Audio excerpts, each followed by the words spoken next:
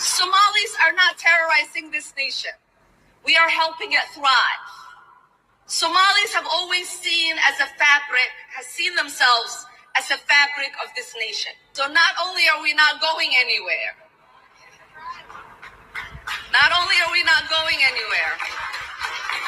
we are not going to allow anybody to make us feel less Minnesotan or less American.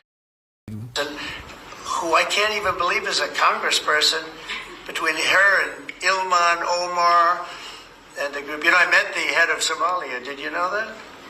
And I suggested that maybe he'd like to take her back, and he said, I don't want her. Okay. During a fiery address, Ilhan Omar went all in on Trump, accusing him of spreading hate, dividing communities, and targeting immigrants for political gain. The room was tense, the crowd already buzzing. And then she drops the line that instantly blew up across social media.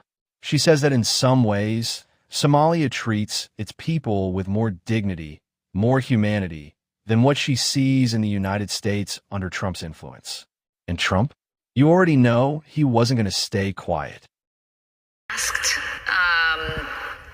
armed men who are in plain clothes that are snatching people off the streets, unwilling to identify themselves. You have the military being deployed in our streets. My God, this is America. You have states' rights being disregarded. So, a constitutional crisis that's being created in front of our eyes. And the same week where we have a president who has deployed the military who are trained to kill our enemies, not Americans, but our enemies, are in our streets. It's the same week that we are going to have a military parade. Can you imagine that image that is going to be coming out of our country? I mean, I grew up in a dictatorship. And I don't even remember ever witnessing anything like that. To have a democracy, a beacon of hope for the world, to now be turned into one of the worst countries where the military are in our streets without any regard for people's constitutional rights, while our president is spending millions of dollars propping himself up like a failed dictator with a military parade.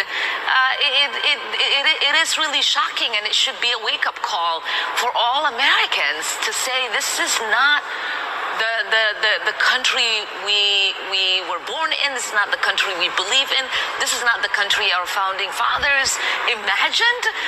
And this is not the country that is supported by our Constitution, our ideals, our values. And we should all collectively be out in the streets rejecting what is taking place this week. I'll tell you what, I'm getting calls from Democrats wanting to meet. I never even heard their names before. And they're claiming to be leaders. The Democrats have no leader. They remind me of Somalia, okay? You know?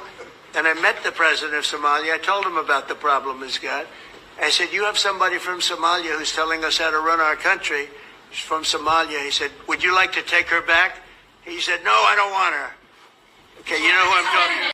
His allies jumped in immediately, calling her comments ungrateful, un-American, disrespectful, the whole playbook. They accused her of tearing down the country she represents. But Omar didn't back down, not for 1 second. She doubled down, saying her criticism comes from love, from experience, and from wanting something better than fear-based politics. She looked straight into the cameras like she was staring history in the face. Did Ilhan Omar speak truth based on her experience? Or did she go too far by comparing Somalia to America?